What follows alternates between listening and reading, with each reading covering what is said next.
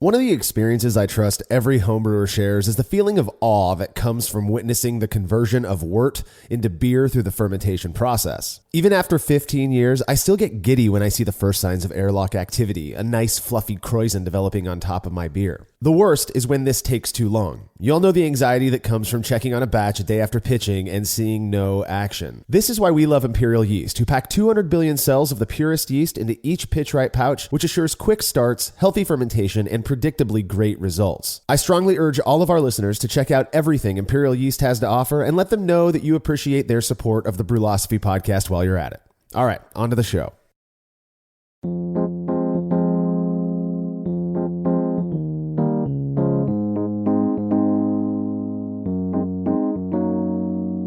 Viewed by many as a hoppier spin-off of a traditional English brown ale, the style now known as American brown ale came to prominence during the initial craft beer boom of the early 1990s. As folks who were introduced to this style back then are very well aware, it offered a nice balance of rich maltiness and hop character with nothing being too in your face. Well, it was only a matter of time before inventive homebrewers took this style to the next level by upping both the strength and the hopping amounts, resulting in a sort of hybrid that ultimately became a style all its own.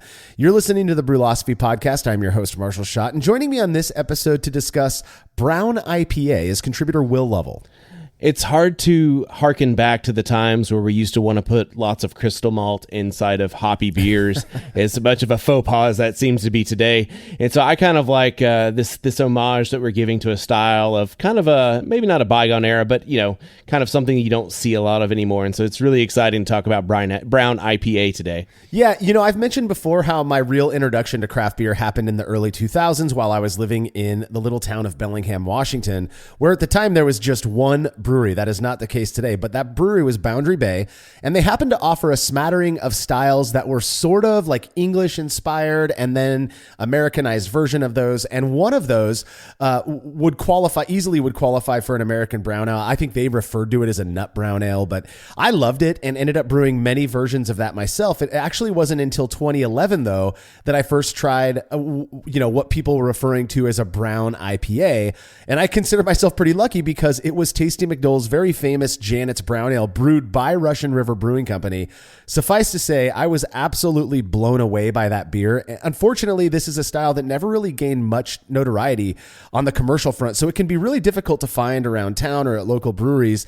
Will, you recently brewed one using short and shoddy methods and served it to tasters for evaluation. I really look forward to chatting about this style as well as those results with you today.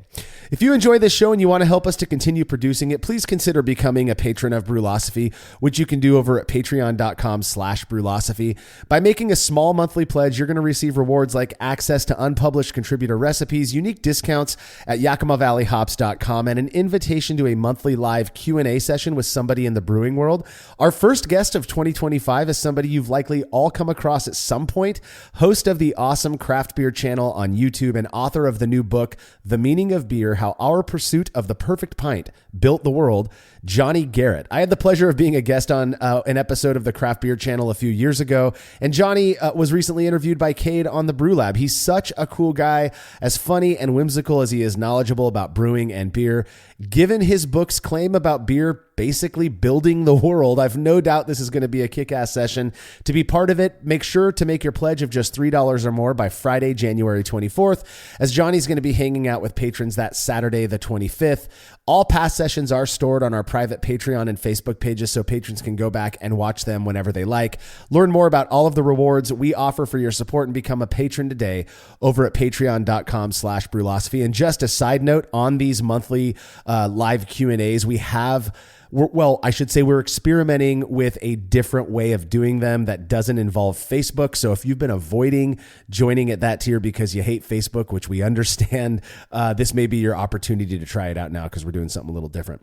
If you wouldn't mind letting us know what you think about this show by leaving a rating and review in Apple Podcast or wherever it is you listen to podcasts, we'd appreciate that as well. Feedback is brought to you by Clawhammer Supply, who, in addition to having a remarkable YouTube channel chock full of great brewing related content, sell what we believe to be are some of the best electric brewing systems on the market. If you've been considering making the jump from propane to electric, you really do owe it to yourself to check out what Clawhammer Supply has to offer. Whether you're after a 120-volt 5-gallon unit or something bigger and more powerful like their 240-volt 10-gallon system, Clawhammer Supply has got you covered. Learn more about everything they have to offer at clawhammersupply.com, and don't forget to check out their YouTube channel as well. So listener Weston Wright left the following comment on our Facebook page after listening to the latest Brew and A episode. He says, I'm a sucker for everything that George Motz has done and published on burgers and burger history. My go-to at home has really just become the Oklahoma burger. I don't want it any other way now. Bun, mayo, or burger sauce, dill pickles, double smash Oklahoma style patties with American cheese, crown it, and indulge. Will, I've never heard of an Oklahoma burger. Is this something you're familiar with? I've never actually heard of an Oklahoma style burger too, either. So, I'm a little bit, caught off guard a little bit, but I guess we can look in the old Google machine and see what it comes up with. That's exactly what I did, my friend. And I couldn't find anything specific on an Oklahoma burger or patty, except for there was some mention of like a smash. Basically what it sounded like to me, and I'm looking forward to Weston correcting us on this, is a double smash burger, which my understanding is that a traditional smash burger is doubled up anyways, but with caramelized onions on it, American cheese, pickles, and mustard. No offense to Oklahoma, but I don't know what's terribly unique about that. Maybe it's the actual like meat itself that they do something different to it. I don't know. What's funny is yesterday I had some friends over. We were watching some football here at the house, and I actually made smash burgers. And according to this recipe of an Oklahoma burger, I pretty much made an Oklahoma burger yesterday for 8-10 people. Ironically, like I didn't know that that's what it was called. I didn't think it was the thing. But that's my go-to. I love caramelized onions on smash burgers. Doubling up with some good old-fashioned American melty cheese, and just if you get all that crispiness from all the smash, you get the gooiness from the cheese, and then caramelized onions are just beautiful on anything. And then I think, at least where I come from, mustard is the only appropriate condiment to put on a hamburger, although many will disagree with me. I do disagree with you on that. And as luck would have it, we did burgers yesterday as well while watching the football games, except I did not go the smash route. I went 80-20 chuck with just your standard, onion powder, garlic powder, and salt and pepper. And then I threw them on the smoker for about 45 minutes at 230 degrees Fahrenheit. And that just everybody was raving at how good they tasted. They were so moist. So that's another approach that I've been taking. If I don't do the smash burger, I go low, kind of lower and slower on the smoker, and I love it. They came out great. But yeah, I do mayonnaise, mustard, ketchup. I put all the condiments on there. And instead of pickles, what I found I like more. Savage. I know, dude. I'm telling you, but I really, and my daughter loves it as well, so it works out, is dill pickle relish. I love that it spreads out and you can kind of blend it with all the other stuff. So anyways, Weston, I do appreciate, what you had to say. Simple is better when it comes to burgers, in my opinion. And I know we all have different opinions as to what simple means. But if there happens to be something special about this Oklahoma style patty or burger, let us know. I'd definitely try it out over here as well. So if you have show feedback, you can send it to feedback@brewlosophy.com or leave us a note on social media. When we get back from this break, our focus will be on Brown IPA.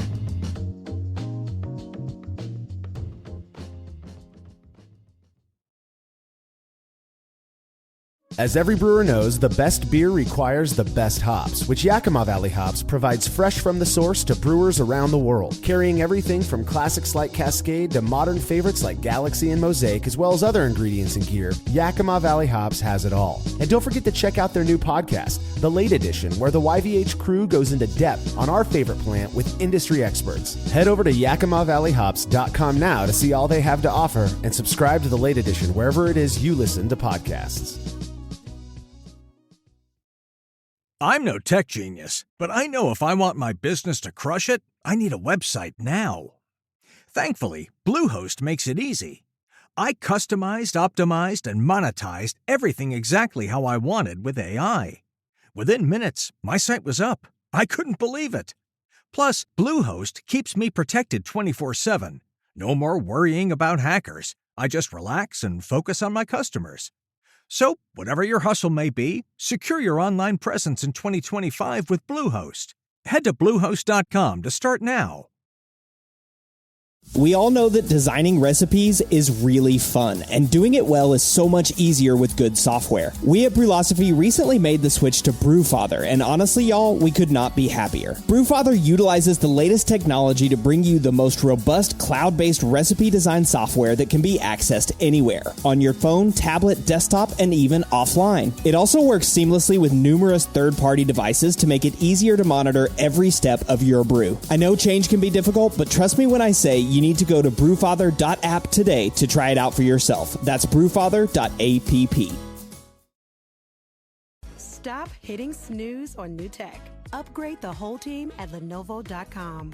Unlock AI experiences with the ThinkPad X1 Carbon, powered by Intel Core Ultra processors, so you can work, create, and boost productivity all on one device. Win the tech search for business PCs at Lenovo.com. Lenovo.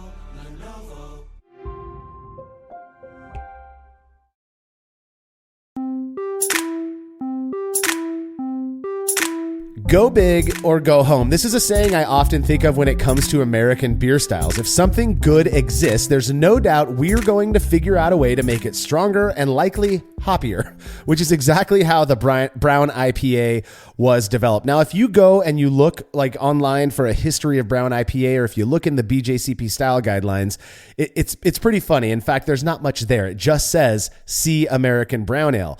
The thing is, American Brown Ale is not necessarily synonymous with Brown IPA. I think most people at this point understand that there is a difference between that classic like moose drool style American Brown Ale and what we're now calling a Brown IPA. Just to get it out there, if you're looking at the BJCP style guidelines, Brown IPA is clumped underneath the specialty IPA category along with every other color of IPA. So that it's not like its own legit style based on the BJCP yet, but I would say that given its history and I think the way people view it, it really should be at this point. So perhaps that'll be something that gets updated in the future. But apparently in the 1970s and 80s, homebrewers began making these spin-offs of classic British brown ales that offered a bit more alcohol and hop character using common American varieties instead of English varieties of hops for the time. So Cascade, Centennial, stuff like that. And what happened was they had this, you understand the inspiration. I mean, we all, I think, have admiration for the British brewers of yore who created these styles that were absolutely delicious. But of course, you bring it over here and we're going to go big or go home. And so we made these stronger versions of brown ale that perhaps had richer malt character. And to balance that out, we threw more hops at it for bitterness and for flavor and aroma. So over time, of course, as homebrewers became craft brewers or craft brewers were influenced by homebrewers, they started producing their own versions, which ended up being a bit more tame. And this is what eventually came to be known as American Brown Ale. Have you had much experience with what we're referring to as American Brown Ale? I'm assuming that there are people, homebrewers these days, at least in the States, who just call it brown ale because that's what they know as brown ale now, because it's very difficult to find, traditional English versions of this. Most of them do have more strength and hops. I actually, when I find like a good English brown ale on tap somewhere, like I actually relish in the fact, because this is the most American thing ever, right? We're going to take this nice, lovely British brown ale and we're going to like amp it up, turn up the volume, go over the top. And then eventually the next iterations are going to be taking it even more over the top. So now it's an IPA instead of a brown ale. But yes, I think most places when I order a brown ale, I expect it to be an American brown ale. Usually if it's an English brown ale or a British brown ale, that's when people will specify what it is versus the American brown ale. Because again, some of the British brown ales, I've only seen a few in the wild, mostly at places that focus on those kinds of British styles. And I absolutely love that style, but I do like an American brown ale as well. I do like how the maltiness and the hoppiness kind of play with each other. And who doesn't love a little bit of, Cascade or Centennial in a nice brown beer? Oh, I love American Brown Ale. It was like I said, when I was living up in Bellingham, when we would go to Boundary Bay, which was 2 to 3 times a week. I mean, it was my early 20s in a college town. They had various darker style hoppy American beers that were phenomenal, and I really developed a love for these styles. Now, the story of Brown IPA is like I said earlier, it's this spin-off of American Brown Ale. You can't have Brown IPA without that. So as the story goes, now you're not going to find many references to this online. It took me quite some time to find this, in fact. In the early 80s, a homebrewer named Scott Birdman, who was from Texas, attended this convention in San Rafael, California, where he talked with a couple of homebrew shop owners about this odd recipe kit for a dark and hoppy beer that was selling like hotcakes out of their homebrew shop in California. So they're talking about this style and they recognize it doesn't really fit into an existing style category, but people love it. So Scott goes home back to Texas from California. He takes this idea with him. He brews up a few batches, probably all grain at this point, but and he liked it enough that he was able to convince his club to create a new category just so that he could compete with this darker hoppy style in their annual Dixie Cup homebrew competition. Now, because of the place where he, learned of this style or got inspired by this homebrew kit, he originally called it California Dark. The name that ended up sticking, however, because of where he brewed it, was Texas Brown Ale. Now, is that something you live in Texas, Will? Is this still something like a legend that you guys hear about as Texas homebrewers, or?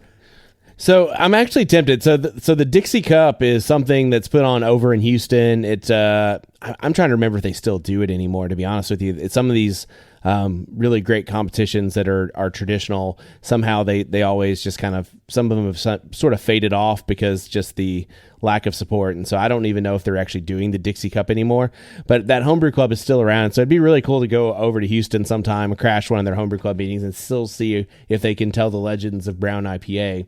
And then for extra credit, you can go up to talk to Chris Colby and see if he lumps Brown IPA and Brown Ale in the same category. If you've ever heard him rant about Brown Ale, it's pretty hilarious. But that's a different topic. But yeah, so I actually don't hear many people talk about Brown IPA. Again, I think a lot of this happened so long ago that now we've kind of all gotten into the same kind of rut that we're in right now, where, we don't really put a lot of crystal malts or brown malts or roasted malts into our IPAs. We want them to be kind of more like a New England IPA or a West Coast IPA, and the range in between seems to be lost a little bit. Yeah, exactly. And, I love the story of a single homebrewer going and being inspired by this weird recipe kit. That to me is like the crux of how cool it is to be a homebrewer, is that we have this ability to go out and experiment in ways that aren't going to hurt us too bad if the finished product is horrible, but may very well change the whole game if it's not, and so I think we have Scott at least to thank for kind of promulgating this style that ultimately became known as Brown IPA. I don't know why Texas Brown Ale didn't stick, but I think probably what happened was, as the American IPA just blew up in popularity, it really is just this melding of an American IPA with a brown ale, and now you got this Brown IPA. So it makes sense, along with all of the other colors of the rainbow that are now IPA. So to this day, though, unfortunately, it appears to be far more popular among homebrewers than it does among commercial brewers, or probably just your regular beer drinker.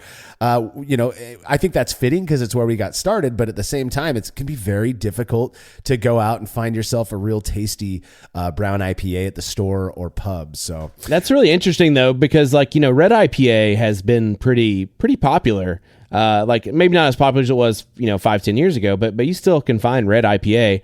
But I can't remember a time where brown IPA has really been very prevalent at all. So that's pretty curious that it's just still homebrewers and that's about it. Yeah. It also, like I said, though, there's something about it that's fitting. It's like our own little thing that we do. You will find it. I'm lucky enough to have local examples come on, occasionally at Crone Wolf and House of Pendragon and stuff. So, but the best way to get a brown IPA is to make it yourself. Real quick, the overall impression provided by the BJCP and their style guidelines when it comes to brown IPA says it's a hoppy, bitter, and moderately strong strong like an American IPA, but with dark caramel, chocolate, toffee, or dark fruit character as in an American brown ale, retaining the dryish finish and lean body that makes IPA so drinkable. A brown IPA is a little more flavorful and malty than an American IPA without being sweet or heavy. And I think the emphasis I really want to put on that, in my opinion here, is it cannot be sweet or heavy. That right there will throw it out of whack, in my opinion, and make it really difficult to drink. Well, the good news is since it is an IPA, you're going to have plenty of hops available to just sit there and put a nice bittering charge and balance out anything that might be considered sweet or heavy. So, so that's pretty exciting. And then, how do you keep it from being heavy? Probably a little bit of sugar might help out with that, just to dry it out a smidge. And that's really kind of a fun thing to use. But we'll talk about ingredients a little bit more here in a second. Yeah, no, but you're right, though. I don't disagree with you. And we're going to go through just the style description real quick so we can kind of lay out there the paint on this palette here of brown IPA. In terms of appearance, you can guess the color. It's going to be reddish brown to dark brown, definitely not black. You start moving into like black IPA territory if you go too dark on that. It should be clear if it's not opaque, and by opaque, they're not talking about super hazy. They're referring to the color. If you can see through it, you should be able to see some clarity on the edges as well. A little bit of haze is optional. That when you're hopping something as heavily as an IPA, it's perfectly appropriate to have a little bit of that polyphenol haze from the hops. So the foam should be medium sized, cream colored to tan, with good persistence. That all fits right in with what I expect from a brown IPA. Exactly. Again, that kind of brownish color. And I think those like dark brown beers that you can just kind of get a hint of light through when they're crystal clear is just a beautiful, beautiful thing to look at. So just the way that just the picture of that in my head is just an amazing thing that gets me excited about drinking one of these beers. So good. Aromatically speaking, we're looking for moderate to moderately high hop aroma, often with stone fruit, tropical fruit, citrus, resin, pine, berry, or melon character. I mean, that's pretty much the whole wheel of characteristics from American style hops. So any hop variety you want to throw at it's going to work. This is a kind of a modern IPA or a spinoff of a modern IPA. You're looking for medium low to medium malty sweet aroma mixes in well with the hop selection, and often features milk, chocolate, cocoa, toffee, nuts, biscuits, dark caramel, toasted bread, or other dark fruit characteristics. And the fermentation profile should be clean. Light esters are optional, and because of the IPA thing, it's going to be stronger. So a light alcohol aroma is optional as well. Yeah, I think the aroma you can use the hops here. I like to have something, especially old school brown ale kind of thing, like a little resin, little pine somewhere in there, and then kind of focus in on kind of those more, citrus notes that you get from something like Centennial or Cascade or maybe even Amarillo. I think hop selection here, you have a lot of leadway. I'm kind of curious how more of the tropical fruit notes would work in it. I don't know that I've had an example that was like crazy, like tropical, like pineapple or some of those. So I'm kind of curious how that would go with the brown ale, because I don't know how well that complements the toasted dark caramel notes versus, something like, a pineapple. But, it looks like the world is your oyster with this style. And so if you can make it work and make it taste good, go for it. I remember thinking when I was first introduced to specifically brown IPA, having this thought of like, man, the clashing notes of tropical fruit and all of that with chocolatey roasted grain, that just doesn't sound right. Surprisingly, I've been proven wrong on that. It works really well when done right. And again, the key is making sure not to make a sweet malty mess. It has to be well balanced. It has to have a nice assertive bitterness. In terms of flavor, it's going to kind of follow the aroma. Again, medium to high hop flavor, same descriptors as the aroma. Medium to low to medium clean, supportive malty flavors with same descriptors as the aroma. Again, dry to medium finish with a bitter, hoppy, and malty aftertaste. Medium high to high bitterness and no harshness is appropriate. Low esters are optional. I've said this before, Will, and I'm curious what your thoughts are. I don't think most beer drinkers are terribly good at deciphering whether the fruitiness is from esters or from hops. I think probably more often than not, they come from hops, especially in styles like IPA or brown IPA, whatever. So the esters that I get even from like English yeasts is usually more of like a white grape or pear ester that is it can be difficult to detect in highly hopped beers, but that's just my experience. Yeah, I kind of wonder this too, because we do a lot of surveys where we ask people about esters and, but how good, I mean, I'm not very good at distinguishing what might be an ester versus something coming from hops. Mm-hmm. And so I'm always a little bit curious. Usually if I'm wanting to mark esters in anything, it's going to be kind of a, something like an ordinary bitter or a best bitter, something that's not a very, fruit hop forward kind of beer, something a little milder. So I would be impressed if something like in a Texas brown ale, you would be able to start picking out, esters versus hop flavor and aroma. But, maybe somebody out there has a better palate than me. Probably lots of people do. I know for a fact a lot of people do. I think some people are also a little bit self-righteous in their descriptive abilities. So, well, that's just my opinion. Moving on to mouthfeel, you're looking for medium light to medium body with a smooth texture. Just a side note on that.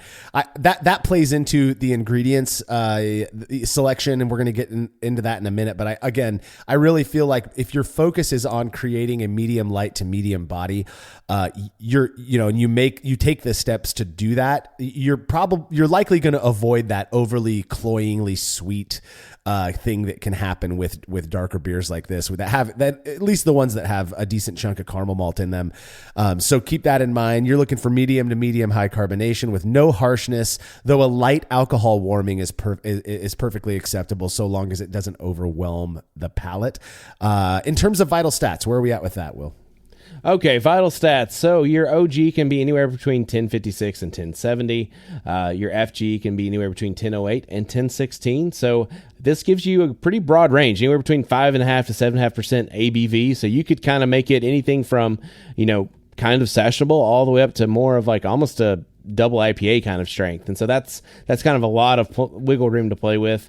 The IBU range is very similar to that, where it's 40 to 70 IBU, which is quite a broad range. And then even the SRM, 18 to 35. So it's a pretty broad, wide open style category here that you can do a lot of room to play with inside of those vital stats.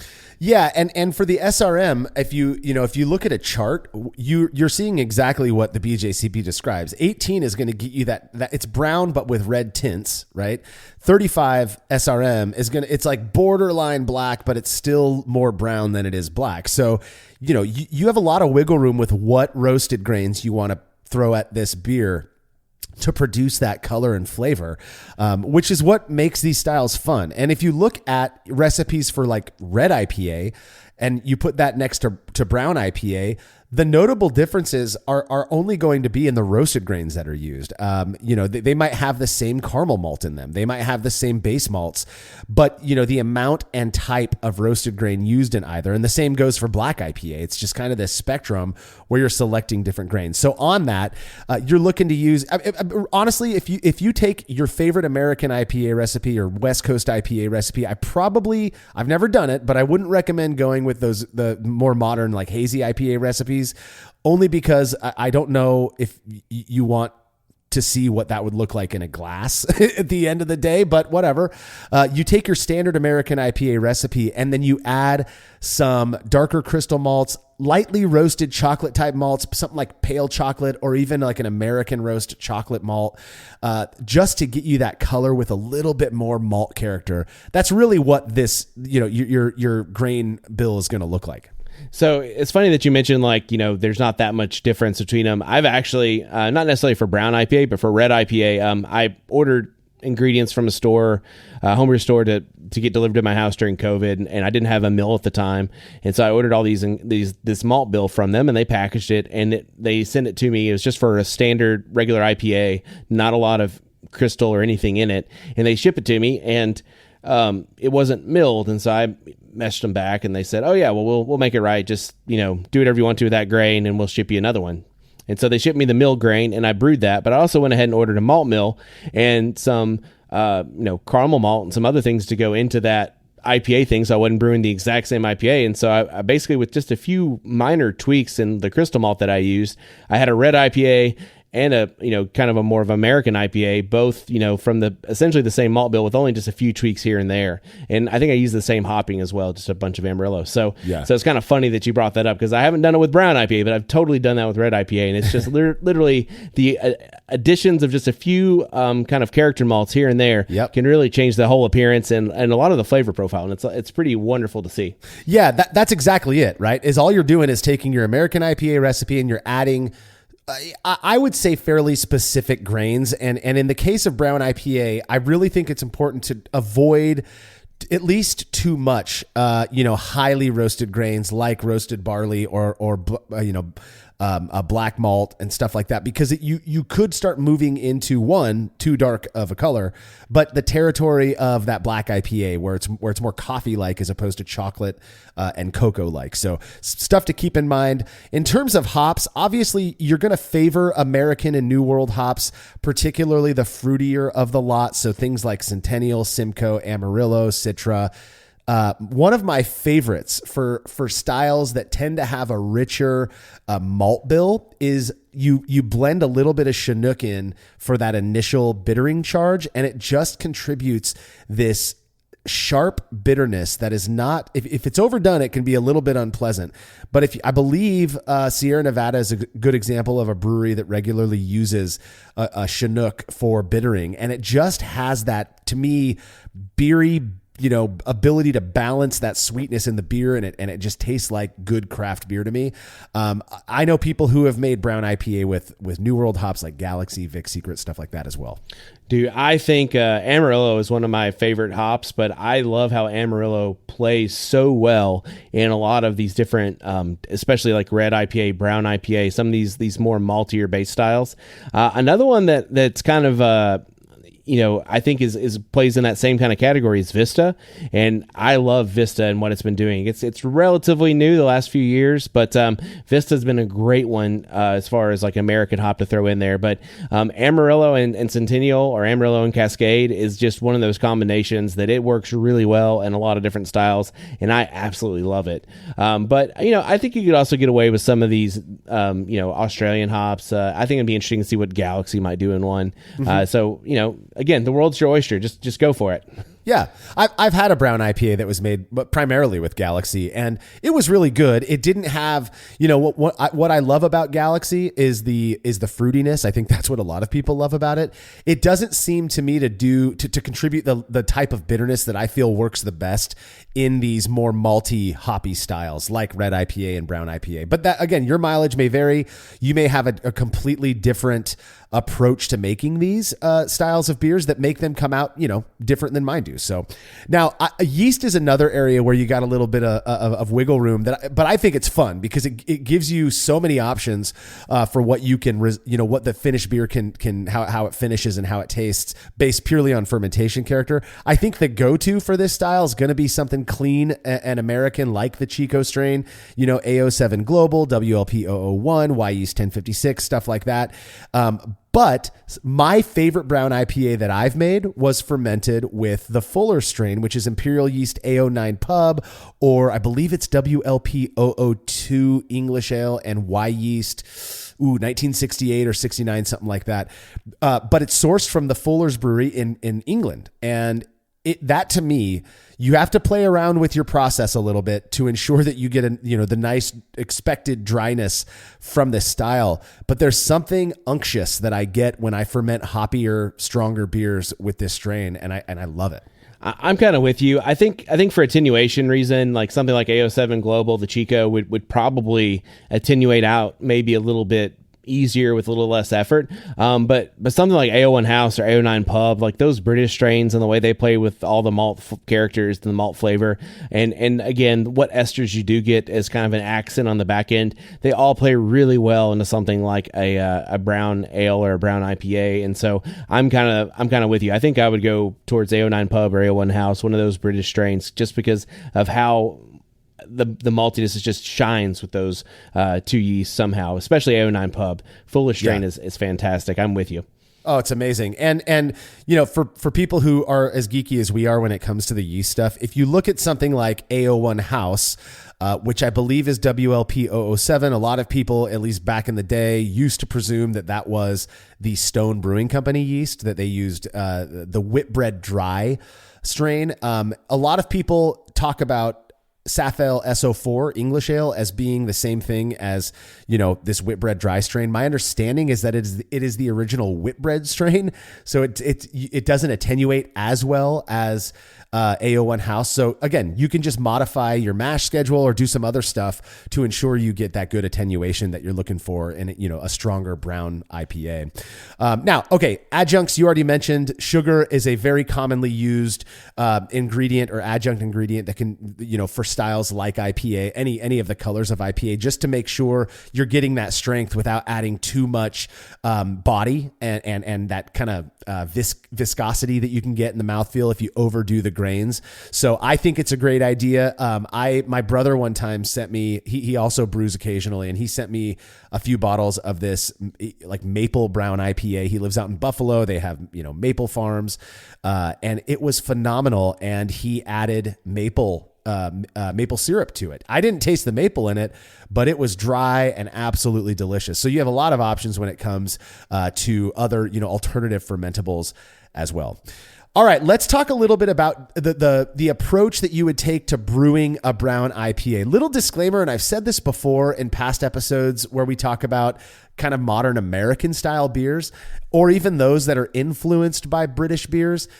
There's really not much I don't think controversy when it comes to the approach to brewing these styles of beers. Single infusion mash is typically acceptable. You're just kind of going down the process and doing a pretty standard approach. So we won't get too much into the weeds on this. I don't think anybody's advocating for decoction mashing or anything like that with brown IPA.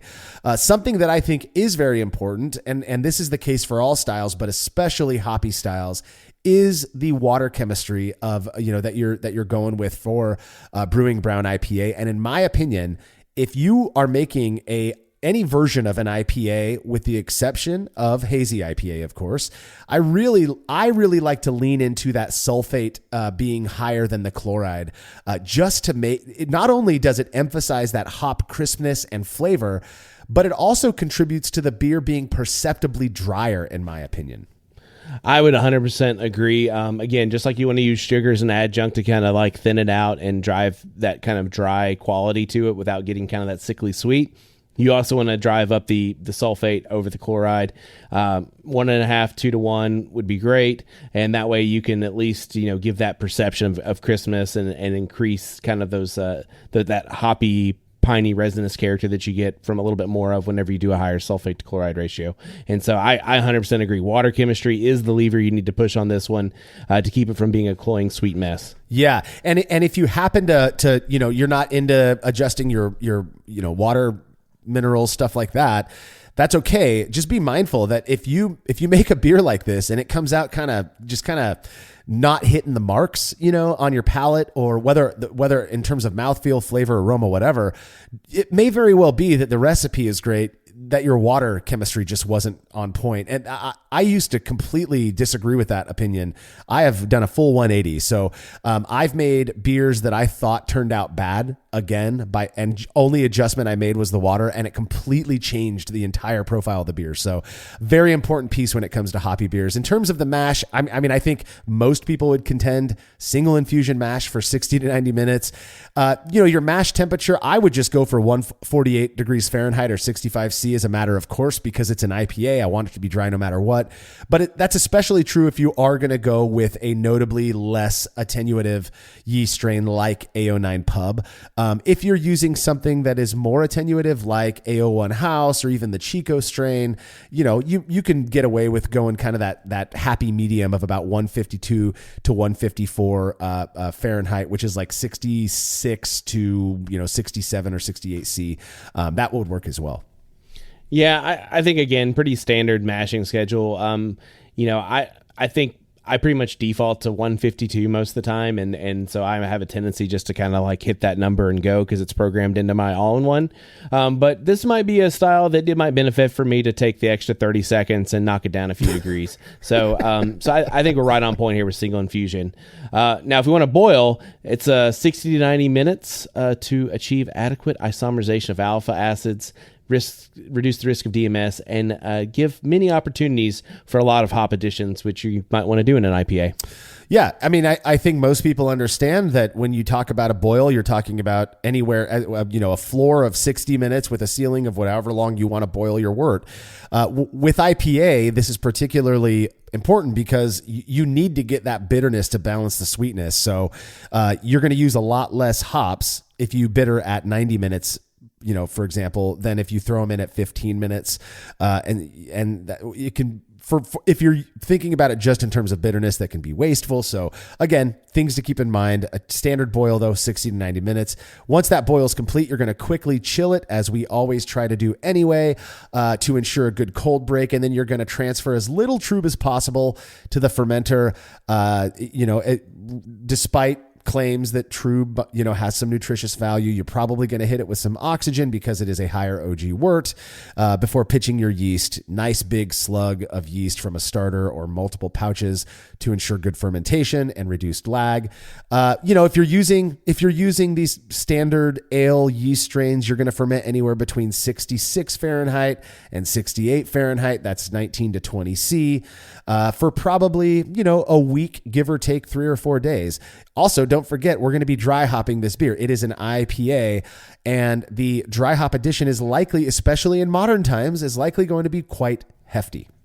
Yeah, I think the dry hop additions are definitely something you have to take into account to this, because what's the difference between a brown IPA and a brown ale?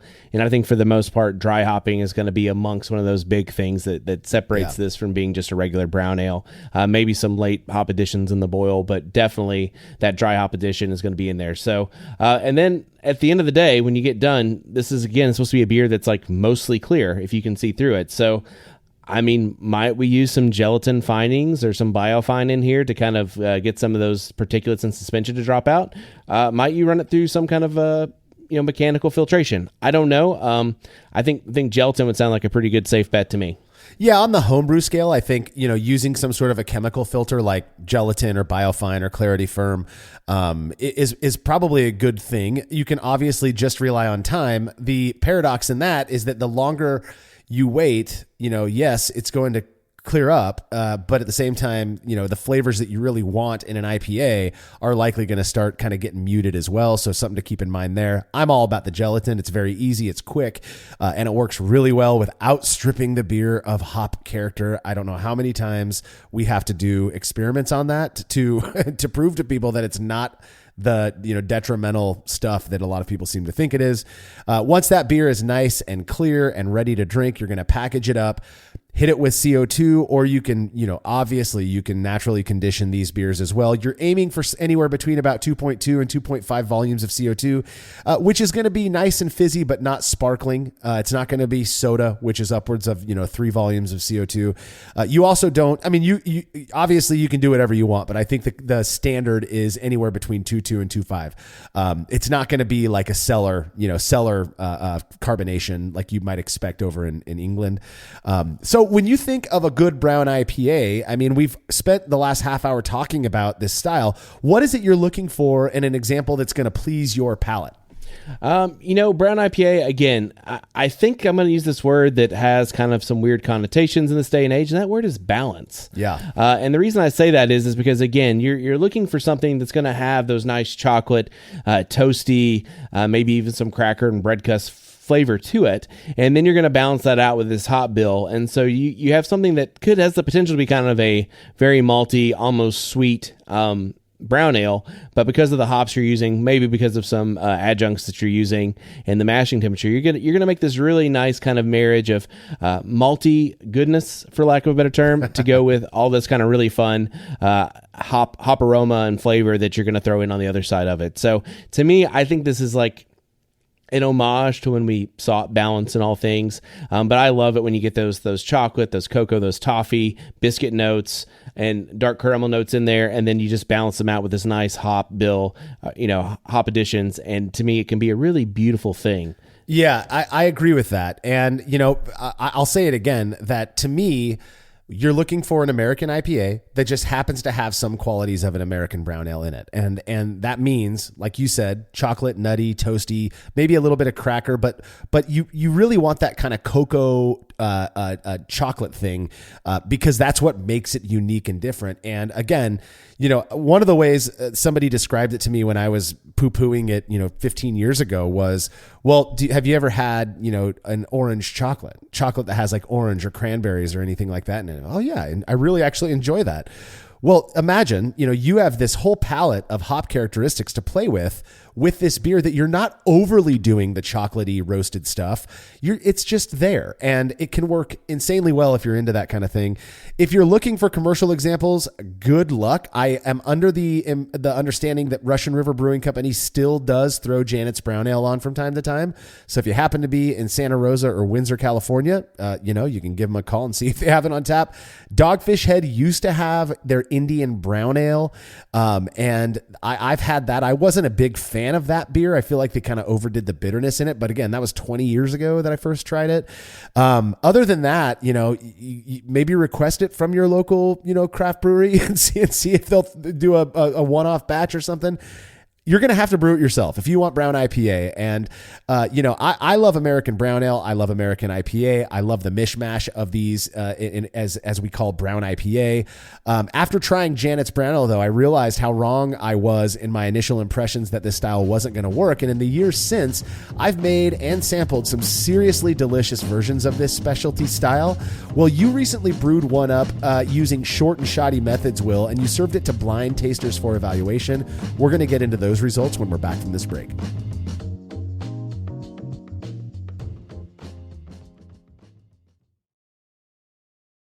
There's no denying that stainless steel is the best material for brewing equipment, and Delta Brewing Systems offers some of the lowest prices on high-quality stainless gear, like the Firm Tank, which in addition to holding 8 gallons or 30 liters of wort, comes with a domed lid to even further reduce the chances of a messy blow-off. Plus, it can hold up to 4 psi of pressure for closed transfers. Delta Brewing Systems also has their own line of brew kettles, as well as one of the lowest-priced all-in-one electric brewing systems out there, and their prices are shockingly low. If you're in the market for legit stainless gear that won't break the bank, do yourself a favor and head over to deltabrewingsystems.com today.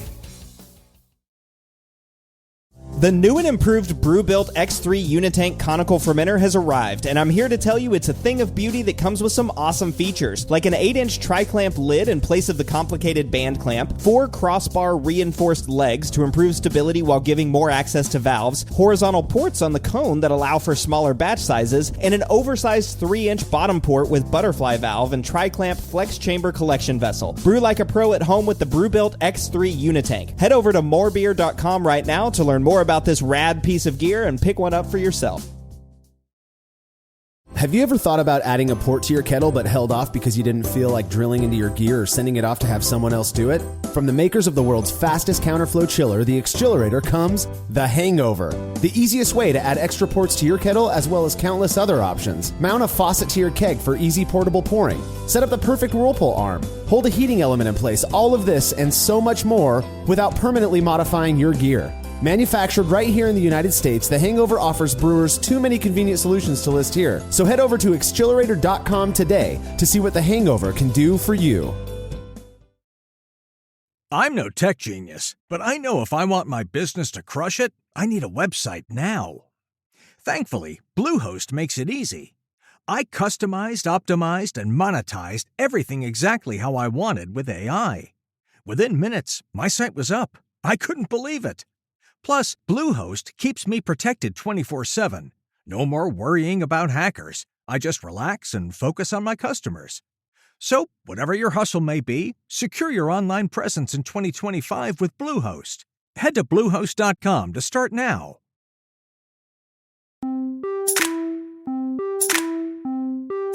Despite its flailing popularity among beer drinkers, I am lucky enough to have occasional access to delicious examples of commercially brewed brown IPA because, like I said, both Crow and Wolf and House of Pendragon occasionally make this style from time to time, and they do very, very good job with it, in my opinion. Still, though, one is far more likely to drink one that was made by a home brewer, and you recently brewed a batch using some less than conventional methods, Will. Yeah, I can safely say that before I brewed this one, the only example of brown IPA I can actually claim that I had was one that a kit that I purchased from More Beer for Janet's Brown Ale. So still, if you want to go to morebeer.com, they have a kit, and if you buy that kit, because it is linked to Mike Tasty McDole, 100% of the proceeds from that kit go to Leukemia and Lymphoma Society. So, I highly recommend if you want to dip your toe into this style, that's a really great way to get it, and then also benefit cancer research in memory of Mike Tasty McDole. Yeah. So I'll just plug that at the beginning. But let's talk about what I did here now that I went on the big sad note there. But yeah, Short and Shouty Brown IPA. So I collected a full 5-gallon, 19-liter, essentially for my Delta all-in-one system. So that was my whole brewing method. I got to start at the day at about 5:45 p.m. So I tried to hit it after work, which is usually when I have time to brew things. After that, put all the water into my Delta all-in-one brewing system, flipped the switch, got the water heating up. While water was heating, I got my grain bill going. In this case, the grain bill was about 65% Wildfire Pale Malt from Tex Malt. I had about 14% Munich Malt, around 5% of C60, and then 3% pale chocolate to get that nice chocolate nutty thing going on, 2% Victory Malt, 1% roasted barley, really less than 1%. It was literally 2 ounces just for a little bit of color. And then 10% of my fermentables came from table sugar. So that's kind of a home brewer's malt bill if I've ever seen one, but that makes sense as this is kind of a home brewer style. The thing, though, is, Will, as we move into these darker styles, whether they're hoppy or not, it really is where you start to see kind of the presumable kitchen sink, but it's not. There was a plan for all of the malts that you used in this, including that tiny little charge of roasted barley for color. In my experience at 1%, that roasted barley is going to contribute a nice reddish color. But you pair that with 3% pale chocolate and then that nice 25 Love Victory Malt, and it really does give you this nice kind of light to medium brown, beautiful color. I want to hit on, since we focused on it in the last segment, I want to hit on your water profile and just point out that based on at least what you put in the article, your sulfate to chloride ratio was 109 to 69, which I think is just absolutely on point for a style like this. That sulfate, again, is going to emphasize the hop character while not, creating too much mouthfeel. So, no, I 100% did that on purpose because to me, again, most of these hoppy styles, with the exception of New England IPA, I really want to emphasize the sulfite to chloride. So that really was part of the design. And since Short and Shoddy, we're not limited. I know Marshall likes to do a little dab of this and dab of that. But some of us like to be a little more precise. And so when allowed the leash to do so, I like to measure out my water salts when I can. But once the water was a strike temp, I added the grains and incorporated them, and I did a mash temp of 152 Fahrenheit or 67 C, and I left it for just 30 minutes. After that, the wort was transferred. I pulled up the basket and let it all drain out, and it's kind of cool. I love these Delta all-in-ones because, again, you pick up the grain basket while it's draining. You can go ahead and start putting up the temp to tell it to start boiling. So while you're technically letting all your malt kind of drain out into your all-in-one kind of kettle, you can just sit there and get it going up to a boil, and it's feels like a little bit of a time saver to me. But then at that point, after it got to a boil, I added my kettle hops. And for my kettle hops, at 30 minutes, I did a 35-gram charge of Pacific Jade, just a nice high alpha acid hop. Even though it is from New Zealand, I mean, it's typically used for bittering, but it looks like kind of a fun one to use for bittering here. At 15 minutes, I used 30 grams of Northern Brewer. At 5 minutes, I did 30 grams of Cascade, and then right at the 1 minute, really almost a flame out kind of addition, I did 47 grams of Amarillo Lupamax and another 30 grams of Cascade. And I can tell you why I was probably only going to do originally 30 grams of Lupamax, but you get to the end of a bag and you're like, I don't really want to hang on to 17 grams of this. So I just kind of went ahead and dumped it in. We've all been there, dude. The number of beers that I've made where I had to adjust the late kettle additions because I just didn't want to store a small amount of hops. It's very many. But I love this. I love this hopping regime. And I really appreciate the fact that you use Northern Brewer mid-boil, which for you, this was a 30-minute boil, after a 30-minute mash. So we really are saving a lot of time here. But 15 minutes in a 30-minute boil is the mid-boil addition. Usually we would call that an aroma addition, but this would be, I don't know, technically a flavor addition if we're going old school.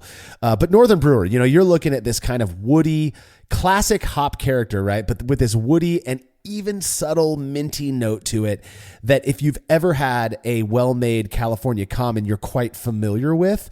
We're probably going to talk about this later, but Janet's Brown Ale, Mike Tasty McDole's very popular Brown IPA recipe is largely Northern Brewer. And so I feel like this is a cool way to, in a weird way, it's like paying your respect to the classic. You know what I mean? So cool call on that one. And then with the Amarillo, of course, let's go.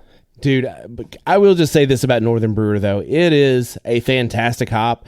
I think I did the Hop Chronicles with the Northern Brewer, and it was the Pale Ale recipe where I just did it start to finish. I'm like, a Pale Ale with nothing but Northern Brewer, how good is this going to be? And I have to say, I absolutely loved that beer. Like, Northern Brewer just hits a lot of spots for me.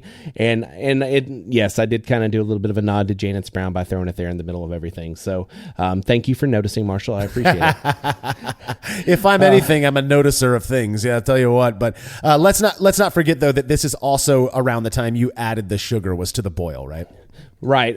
Usually with sugar at the end of the boil, right around with 5 minutes left, somewhere between that 5 to 1 minute mark is when I would have added the sugar just to make sure it gets completely dissolved and completely incorporated into the wort. And so when it was complete, I quickly chilled the wort down to 88 degrees Fahrenheit, and then I transferred it into my fermenter. At that point, refractometer assured my wort was at 1054 OG with a really wonderful brewhouse efficiency of about 48%. I mean, that is pretty low. and it's one of the things, there seems to be this kind of negative correlation with strength and when doing short and shoddy, so abbreviated mash and boil. I think it has more to do with the mash than it does the boil, of course. But there's this weird negative correlation between strength and efficiency. The higher the OG, the lower the efficiency when doing this approach. So it's just something that I feel like we kind of plan out at this point because we've done so many short and shoddy batches. Did you take that into account? Because 1054 still, it's not quite what the BJCP recommends, but it's right there. So I usually try to take this into account. I probably ballparked it more at around 55%. I was really kind of hoping for maybe a slightly higher OG, closer to like 1061 maybe. But for these kind of recipes, as long as you're within, 8 or 10, I always feel like that's close enough. So you're like, nobody's going to notice those, 7 points or whatever. So, but yeah, this is definitely, I try to take it into account. I didn't think it would get hit this hard, especially with the sugar addition, but such is life. You just kind of move on. And at the end of the day, I know one thing for certain. We will make beer. Well, yeah, and one of the things that I'll tell people when it doesn't happen so much these days, but it used to when we first started this short and shoddy series. People would, why wouldn't you just spend another 2 hours, altogether to get your 70% brewhouse efficiency? Well, the truth is, a lot of people, especially parents, and working parents at that, don't have that kind of time to brew, and knowing that all I have to do is spend another $1.50 on extra grain for this batch, and I'm going to get the, right around the OG that I'm aiming for anyways. Sometimes for some people that's worth it. So now I will say that there are also other approaches one could take to likely boost up that efficiency. For example, if you did a constant recirculation, or if you were stirring the mash more often, or if you did fly sparge as opposed to, you could easily get away with some sort of a modified fly sparge on a 30-minute mash as well. So there are approaches to boosting that efficiency if you really want that, yet you still need to save time. Yeah, I honestly, before I started being a contributor to Brewosophy, I had not done a full 60-minute mash in probably a year before I joined the team. Because I didn't go as short as 30, but that 45-minute mark was kind of a sweet spot for me to get everything I needed done and still be able to, enjoy the brew day that way, but also shave off a few minutes here or there. And 15 minutes you shaved it off. But as you said, with 2 kids, with everything else going on in life, shaving off an hour from a brew day is a pretty big deal, and it may be the difference of me staying up till midnight versus getting to go to bed at a reasonable time. That's exactly right. And speaking of reasonable time, you were finished with this batch at 9:21 p.m. You started at 5:45 or so. So your total brew day duration was 3 hours and 36 minutes. Now, oftentimes when we're talking about short and shoddy, you'll hear us say right around 2 hours. That's on 240 volt systems. You were on a 120 volt system, something anybody in the United States could buy, take home, and start brewing with right away. 3 hour, let's just call it 3.5 hours. That's awesome, dude. I mean, that really is, in my opinion, you're looking at it going, okay, this is manageable. I can do this. Well, and what was great is this was actually a Friday night that I did this on. And so at 5:45, that's when I milled the grains, started heating the water. And then after I was done with that, I went at 6:15. I went to go make dinner for my kids. So during the middle of this, I actually made dinner and fed my kids, and then came back while the water was heating up, and then came back to the garage at 7:15 and just continued on with the mash and everything else because it was up to temperature. So what's great is I actually got a whole meal squeezed into the middle of this brew day as well, even while only doing it in 3.5 hours. Yeah, that's awesome, man. So now you've got this wort. You racked it into a Delta Firm tank and chilled it with your glycol. That took about 45 minutes, right, to get it down to the temperature you wanted to ferment it at?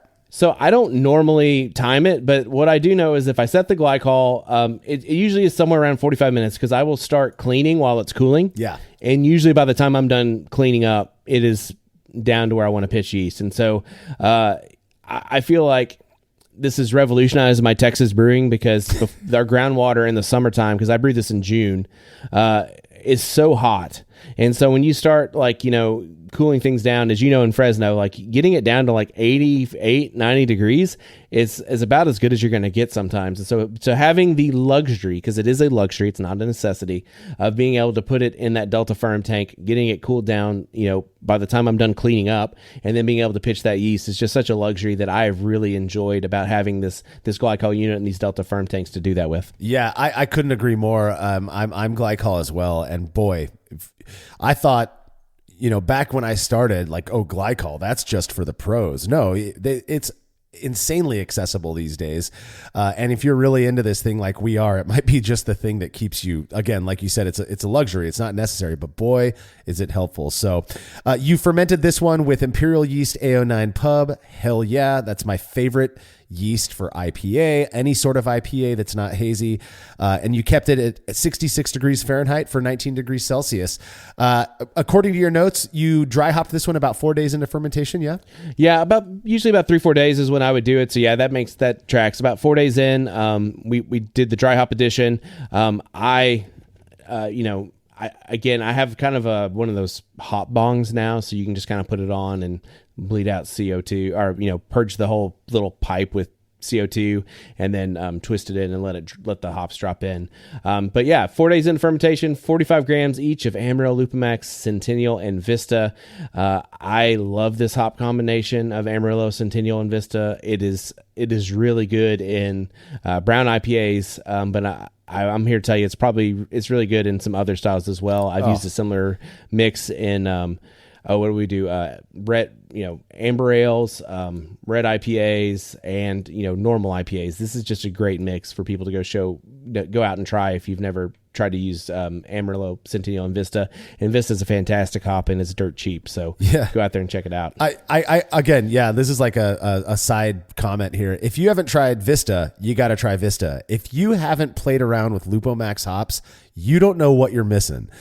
These are just highly pungent versions of the hops, the varieties that we already all love, Amarillo being one of them.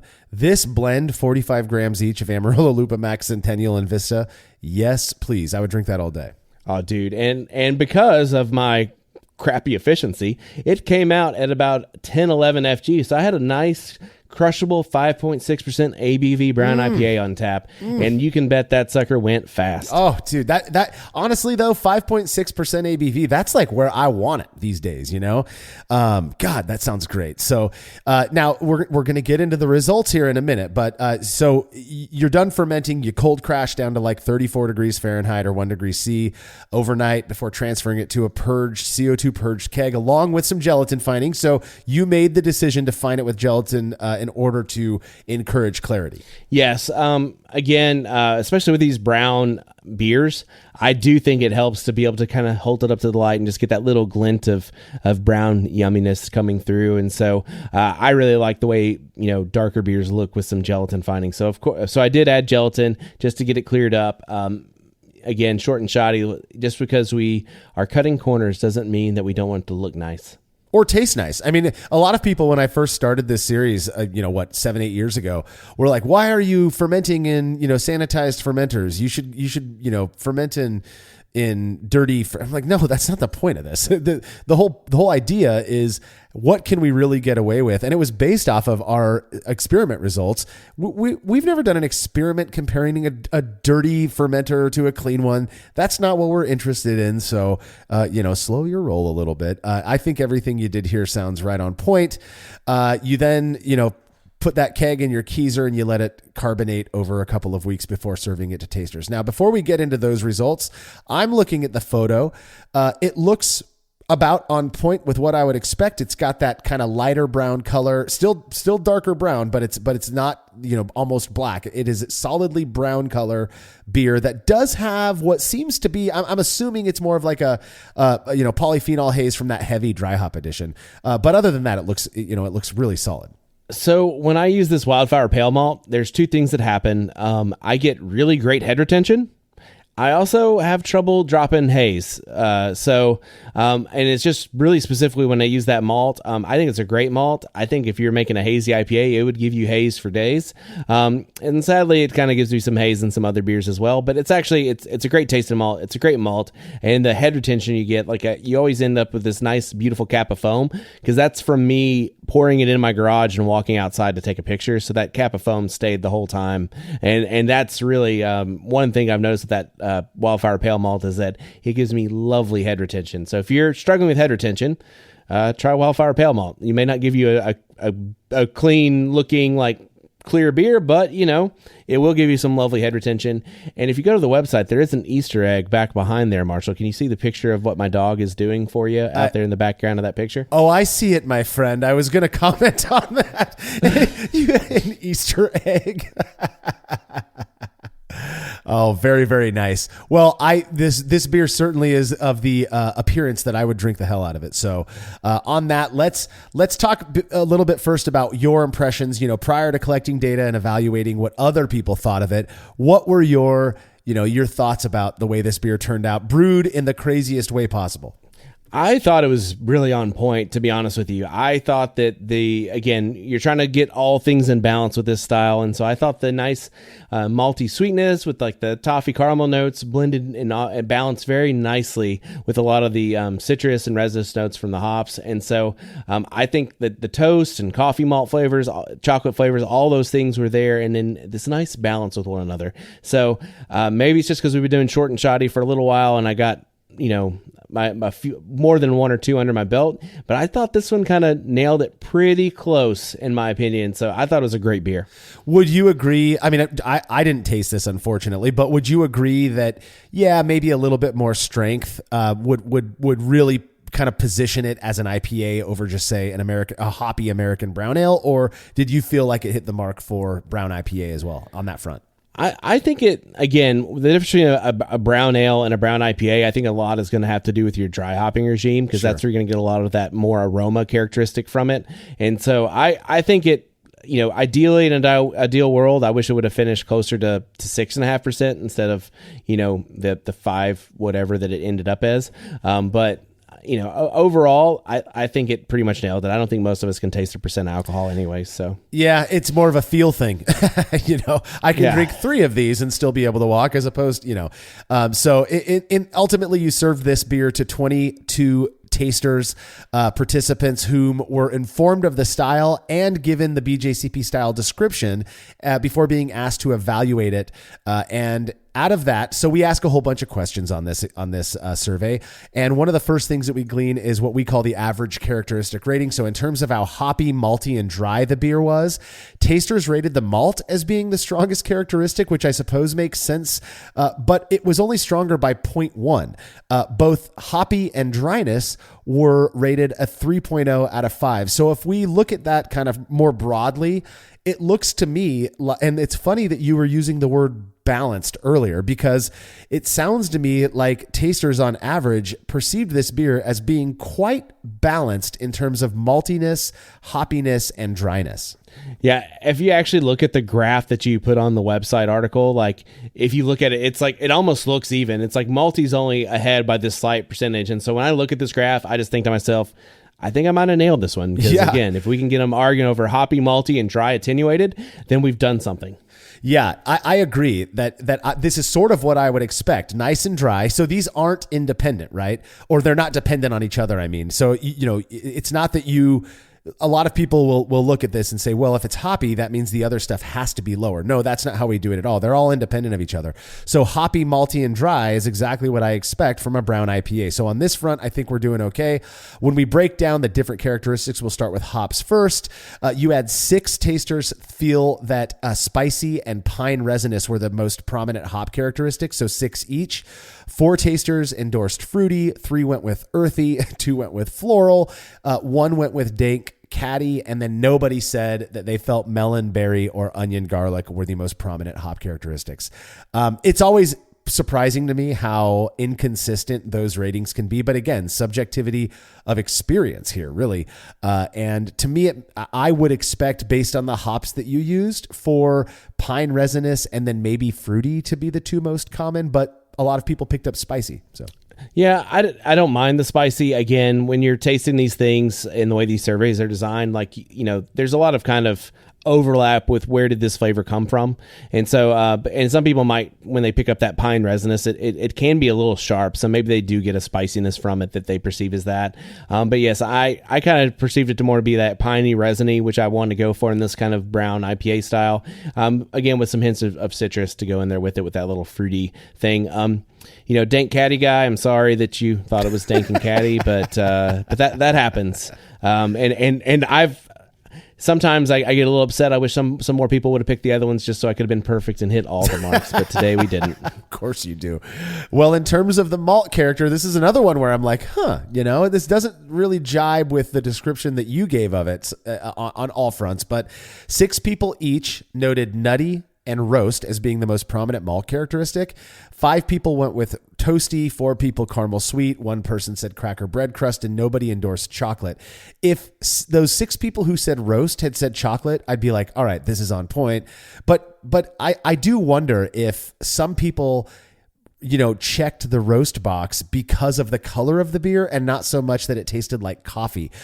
You didn't get like a coffee flavor from this beer, did you? Or maybe I'm wrong on that. I don't think there's much coffee. Again, I'm just looking back at my notes and what I described it as, and I don't remember there being like a big coffee there. It was more like kind of toffee caramel to me, along with some nutty and maybe a hint of chocolate, but not this whole roast thing. And again, I didn't add enough roasted malt to give it any roast character, honestly. Yeah, so yeah. So to me, I think the roast may just be an artifact of something else, or I don't know. And again, it is kind of bitter with the pine resinous, kind of being more prominent. So maybe that the same people that picked spicy for something also picked roast to kind of sleuth out what they were tasting. I don't know. Who knows? Yeah. Well, regardless, nutty, toasty, caramel sweet, cracker bread crust, that all aligns with what I would expect from a brown IPA. So it seems we're doing at least okay there. Yeast character, 10 out of 22 people put esters. Again, I'm just going to interject here. That may very well be because we provide a description of what esters are. It's not like everybody is an expert on this stuff. And one of those is fruity, and this beer was going to be fruity anyways because of the hops. But you also did use the A09 Pub, which is a classic British yeast strain. And perhaps people were detecting that kind of perry, appley ester that it can contribute. Another 6 people noted it as being clean fermentation character. 3 more endorsed phenolics. Again, another side note for that description, we do put smoky and roasty. And so I don't know if the word roasty is used, but I could see how people who thought it was roasty might also think that that's a phenolic. I trust you that you weren't picking up any, clove or black pepper in this beer. 2 people wrote wild and 1 person put sulfur. So there was not a single fermentation characteristic that we list that was unendorsed. At least 1 person picked them all, but 10 out of 22, a plurality endorsed esters, and then another 6 clean. I'd have to go with probably those ones as being the most on. Yeah, I find it interesting with phenolics because the more I talk to people, I do think, like, even my wife, when I talk to her, like, I'll give her like a very nice like porter that does have a very strong like coffee roast character to it. Yeah. And she will even describe that as smoky.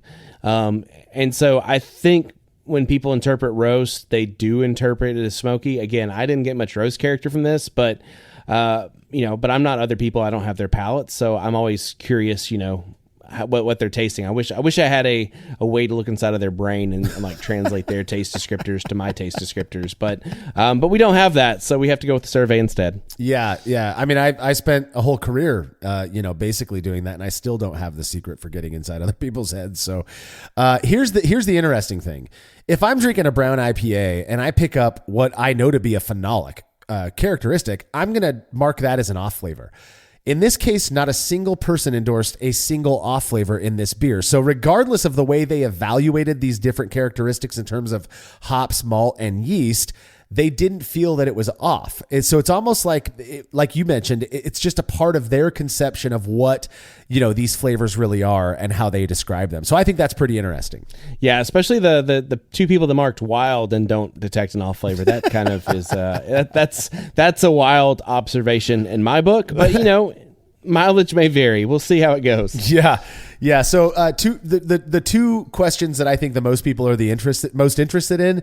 The first one is how well does this beer represent the style based on the description that we've given you from the BJCP style guidelines. In this case, 4 out of the 22 tasters gave it a 5 out of 5, meaning they think it is a spot on representation of brown IPA. Another 9 rated it a 4 out of 5, and then 8 rated it 3 out of 5. So if you look at above the middle mark, right, a vast majority of tasters felt that this was right on with what they would expect for a brown IPA. 1 person thought it was a 2 out of 5, and then nobody gave it a 1 or a 0 out of 5. Again, in terms of how well your short and shoddy brown IPA represents a style overall based on the BJCP. I think that's pretty remarkable. So I'm actually I always loved seeing that I got more 3, 4, and 5 out of 5s than the 0, 1s, and 2s. Yeah. So usually if I get 3 or better, I'm feeling pretty good about this. For me personally, I probably would have given it about a 4 out of 5. Like, I thought it was a pretty decent representation of the style. I'm not one to give myself a 5 out of 5 on much of anything, but I think it's definitely that 3 to 4 out of 5 range. Obviously pretty on point. Yeah, I do wonder, though, even though we say, and I agree with you that detecting a 1% ABV difference is very difficult, but there's also some other stuff that comes with that higher ABV. In your case, it could have been the use of more grain, which would have boosted up that malt care. Who knows? But I do wonder what these ratings would have looked like if this was 6.5% as opposed to 5.6% ABV. Again, just speculation at this point. The final question we ask blind tasters is, what do you think of this beer? Divorced from what you know it to be, a brown IPA in this case, just what is your personal opinion? Do you like this beer? So naturally, there are going to be folks who just don't like hoppy beer or who just don't like darker beers. And this is where they get to check that box, right? So because prior to this, we're asking them, try to be objective, rate these different characteristics. Let us know how well you think it matches with the description. This is the one place where they get to say, I like it. I kind of like it. I hate it, whatever it is. 5 out of 22 people gave it a 5 out of 5. So they really enjoyed this beer. Another 10. So now we're in majority level, gave it a 4 out of 5. That says to me that regardless of how well this brown IPA matched what the BJCP describes a brown IPA as, it was a pretty doggone good beer. I would agree with that. And I really, really enjoyed this beer. Like, I might have actually given it a 5 out of 5 on the enjoyability scale because, again, I kind of judge the enjoyability based on how long it lasted in my kegerator. And this did not last very long. After data was collected, it basically disappeared somehow. And I don't really know how to explain that. It's got a hole in your keg. I'm sure that's what it is, man. Another 3 tasters rated it a 3 out of 5. 3 more thought it was a 2 out of 5. Nobody gave it a 1 out of 5. And there was just one of your friends who thought it was absolute crap, probably because they're just not into the style and gave it a 0 out of 5. So it may very well be that person thought it was a good representation of a brown IPA and just doesn't like hoppy beer or dark beer or something like that. So overall, I mean, Will, it sounds like this was a really solid example of a brown IPA, and again, just those preference ratings do speak more to tasters' subjective perspectives of the style. But even so, most of the people you served it to had a pretty good, experience with it. Pretty cool. Yeah, I'm floored by these results because, again, anytime you go and you cut this many corners and to achieve the balance that some of these graphs seem to indicate as far as, malty, hoppy, and dry attenuated, some of those things, like on a short and shoddy, like, again, you have a shorter boil, you have a shorter mash, so you kind of have to be a little more in tune with kind of how these hops are going to play in because, at least in my experience, when you do that 30-minute hop addition, you kind of have to go a little bit stronger on the gas pedal. Otherwise, you're not going to get the bitterness that you're expecting just because it's not boiling as long. So to take kind of this modified mash, modified boil schedule and have it come out, again, 15 out of 22 people saying that they really liked it, it's pretty awesome. Yeah, man. Kudos to you. Again, the short and shoddy approach, it hasn't always worked out the way we hoped, but in this case, it really seems to have done a great job.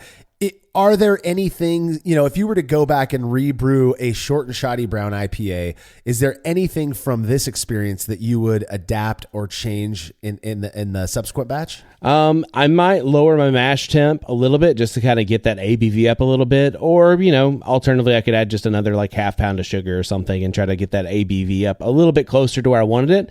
But again, other than just wishing it was a 6.7% beer versus a 5.5, I'll take it. So it is what it is. Yeah. Awesome. Good work.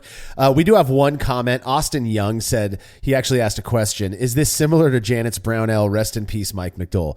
First off, we've already done it a little bit, but we're going to give Mike McDowell all the love in the world.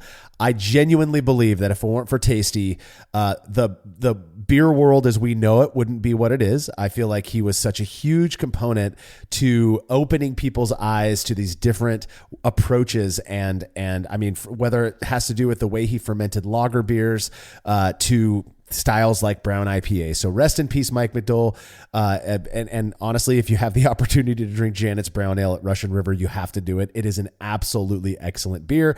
I do want to say, Austin, having had Janet's Brown Ale at Russian River and versions made by friends of mine as well as myself, it is made with a lot more Northern Brewer than Will used in this batch. And that Northern Brewer is going to contribute a much different hop characteristic than Amarillo Lupa Max and Vista and Centennial. So I wouldn't say that this was, I don't know if you've ever had the real Janet's Brown Ale. It sounds like you made, the More Beer kit, which I have to imagine is right on point because it's based, they were friends with Mike, with Tasty. So would you say that they were similar? Because based on the recipe comparison, they really don't look to be that similar. I would say that the hop profile was definitely different. Again, Janet's Brown Ale, if you go look at More Beer, like they're putting in a couple ounces of Northern Brewer for the boil, another ounce at 15 minutes of Northern Brewer, and then it's like Cascade and Centennial from there. So I would say that the addition of all that Northern Brewer probably is going to, as you said, have a much different influence, kind of a woodier character than mine did. And mine definitely, I think, had more of that, because Amarillo gives you almost like a tangerine-esque kind of character when it's done really well. And so I think I probably got more of that Amarillo taste in there and then some more fruitiness from the Vistas. I think mine was probably a smidge fruitier example than the one that he has. But I mean, Janet's Brown Ale, as I said earlier, it's a great, if you can't get it Russian River, go over to our friends at More Beer. You can use the links on our website to get there if you want to. But it's a kit that they sell. And again, 100% of those proceeds go to Leukemia and Lymphoma Society to fight for the cure for cancer. So Yeah. to me, it's a no-brainer. If you are interested in this style at all and you've never had it, like Janet's Brown Ale is great. I would go to More Beer. I would support that just to get some of that Leukemia Lymphoma Society money donated over there. But if you perhaps have too many ingredients on hand like I do, and you don't feel the need to do it, then this short and shoddy average brew, if you were to mimic this recipe, you would have a pretty decent example of the style as well. Again, this style, as we've discussed earlier, is pretty wide open, and I think mine is probably, ironically, a fruitier representation over, Janet's Brown Ale. Yeah, and if you've ever had Janet's Brown Ale, or if you ever have the opportunity to have it, it's not fruity. That's not it's just very, if I'm not mistaken, Tasty did a pretty decent charge of Cascade late in the kettle and also in the dry hop, which again, you're going to get that classic kind of American Cascade hop character out of it, which I love, that grapefruity kind of thing. And it's wonderful. But yours, this short and shoddy brown IPA is going to be way more tropical with the Vista and the Centennial and that Amarillo Lupamax. I get kind of an orangey thing from Amarillo Lupamax, which again, you're supposed to, brown IPA is supposed to kind of lean into that chocolate flavor. You pair that with a nice citrusy orange characteristic. It is absolutely delectable. I trust this beer would have pleased my palate immensely. And at that is all the time that we've got for Brown IPA. Please don't forget to subscribe to The Brewlosophy Show over at youtube.com/@TheBrewlosophy Show, where Martin is putting together some amazing brewing and beer content that we are confident you're going to love. And don't forget, you can click the link in the description of this episode to read all about this short and shoddy Brown IPA. The Brewlosophy Podcast is made possible by the generous support of our sponsors, as well as all of our rad listeners. We seriously could not do this without you. Cheers to everyone who has subscribed and left a review of our show. It makes a huge difference. If you haven't yet, please consider doing so. Head over to brewlosophy.com/support to view a list of ways you can easily help us to continue producing this podcast. If you want a reward for your support, visit patreon.com/brewlosophy. Thanks again for listening. We'll be back next week with another episode of the Brewlosophy Podcast. Until then, think beer. Start off the morning with some hot tea, lemon and honey, cause it suits my bro. Put some herb in the bowl, yeah, it's homegrown. Ain't gotta go through the middleman.